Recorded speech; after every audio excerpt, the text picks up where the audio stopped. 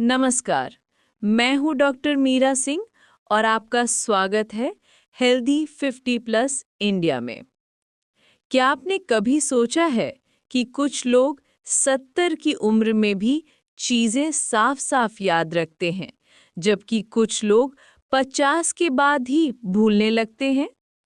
आज हम जानेंगे कि ऐसा क्यों होता है और कैसे आप अपने दिमाग को तेज, जवान और सक्रिय रख सकते हैं, चाहे आपकी उम्र कुछ भी हो।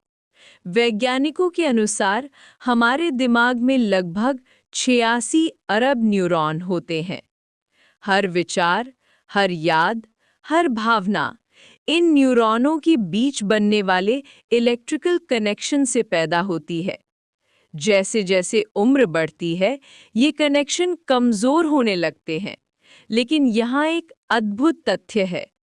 अगर हम दिमाग को सही तरह से इस्तेमाल करें, तो ये कनेक्शन दोबारा बन सकते हैं।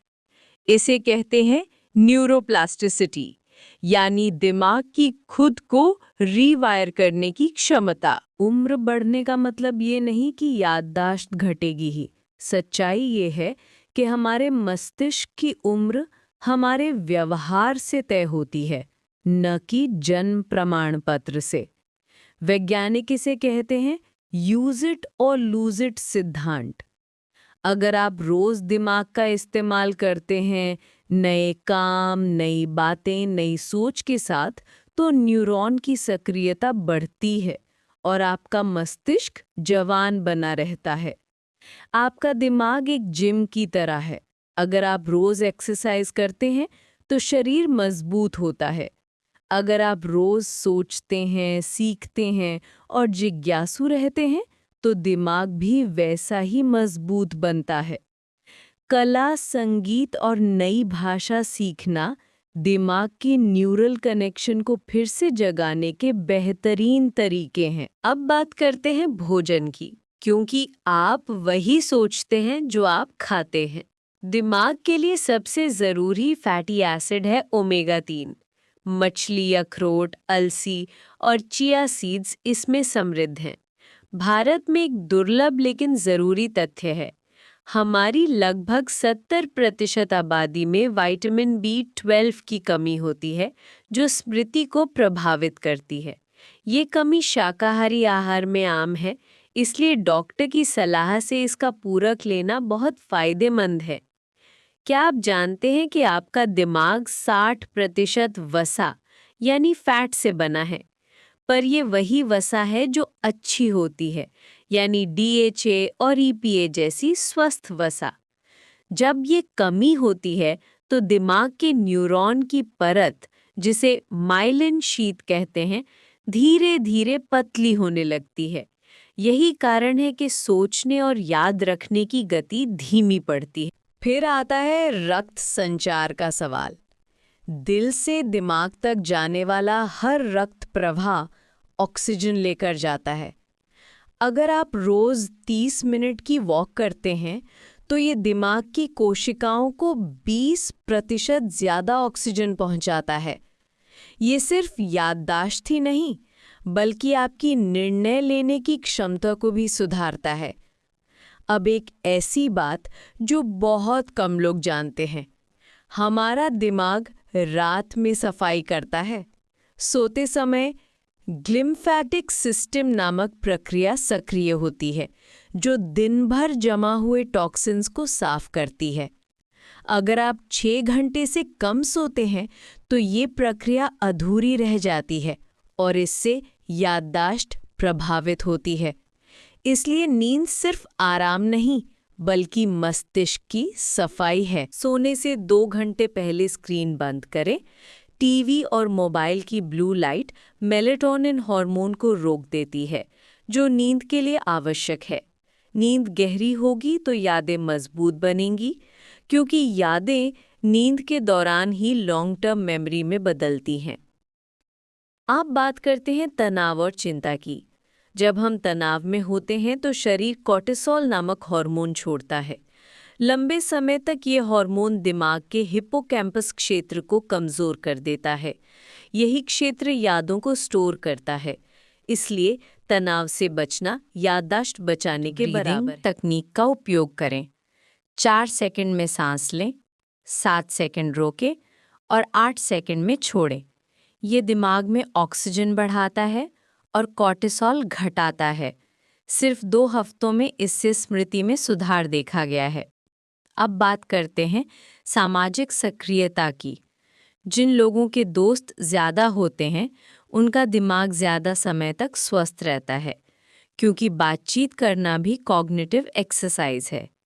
जब आप हंसते हैं, बात करते हैं या कहानियाँ साझा करते हैं, तो दिमाग के 5 अलग-अलग हिस्से एक साथ काम करते हैं।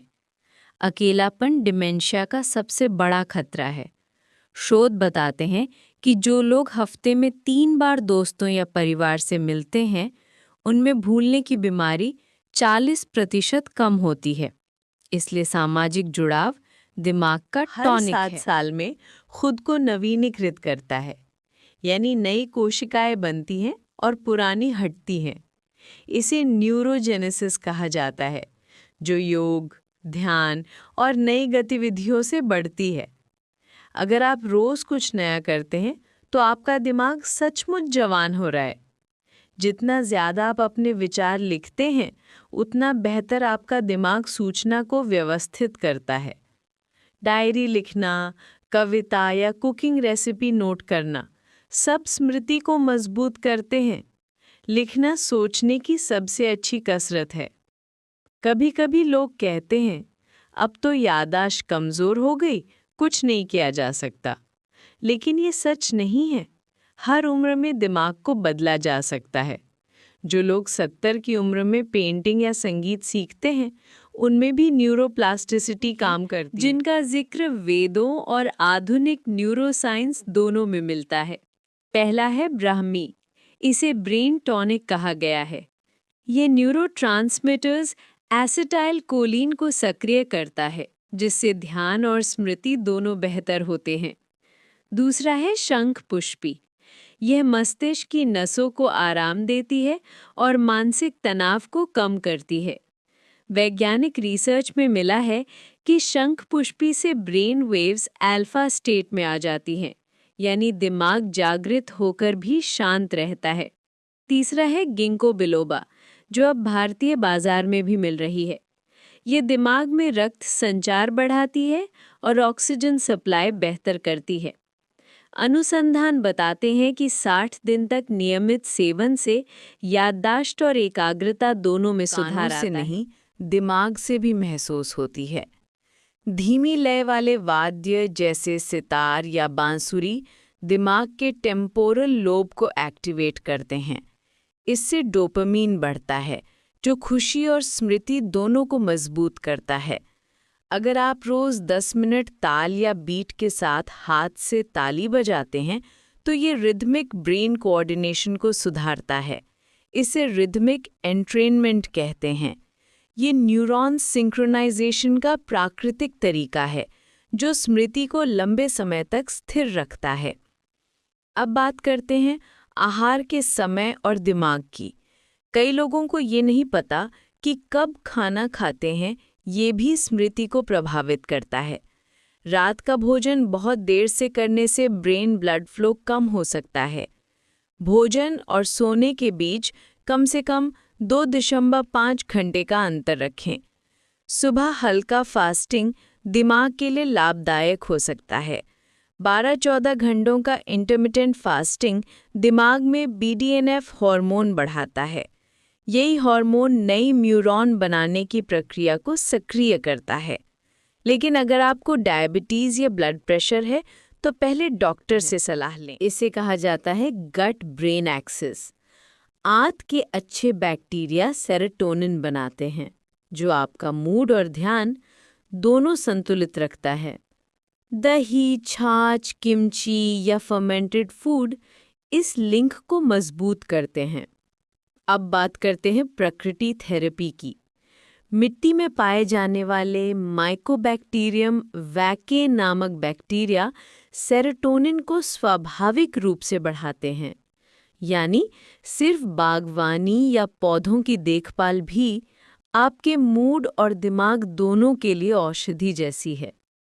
अमेरिका के स्टैनफोर्ड यूनिवर्सिटी के एक अध्ययन में पता चला कि जो लोग रोज कम से कम 20 मिनट प्रकृति में टहलते हैं, उनकी स्मृति 60% बेहतर हो जाती है उन लोगों की तुलना में जो दिन भर अंदर रहते हैं। अब बात करते हैं कृतज्ञता और सकारात्मक सोच की। जब आप रोज 3 अच्छी बातें लिखते हैं जिनके लिए आप कृतज्ञ हैं, तो दिमाग का फ्रंटल कोर्टेक्स मजबूत होता है। ये वो भाग है जो योजना, निर्णय और भावनाओं को संभालता है। ये 2 रसायन आपकी सीखने और याद रखने की क्षमता को बढ़ाते हैं। नकारात्मक भावनाएं इन रसायनों को कम कर देती हैं, इसलिए सकारात्मकता भी एक वैज्ञानिक दवा है। अब आइए बनाते हैं आपका दैनिक ब्रेन फिटनेस रूटीन। सुबह 7 मिनट गहरी सांसें, 10 मिनट ध्यान, 15 मिनट नई गतिविधि, कोई नई रेसिपी, नई भाषा या गीत। शाम को 20 मिनट वॉक और रात को कृतज्ञता के 3 विचार लिखें। अगर आप ये रूटीन सिर्फ 21 दिन तक नियमित करते हैं, तो आपके दिमाग में नई न्यूरल पाथवे बनने लगते हैं। इसे वैज्ञानिक कहते हैं कॉग्निटिव रीवायरिंग, यानी आपका दिमाग फिर से सीखने की स्थिति में आ जाता है। आपका दिमाग अब भी आपके कब्जे में है, बस उसे प्यार, पोषण और जिज्ञासा से भरा रखिए। अगर ये वीडियो आपको जानकारीपूर्ण लगी हो तो लाइक करें, शेयर करें और सब्सक्राइब करें। अगली वीडियो में हम बात करेंगे 50 जोड़ की उम्र में तनाव और अवसाद को कैसे कंट्रोल करें। तब तक के लिए स्वस्थ रहिए और मुस्कुराते रहिए।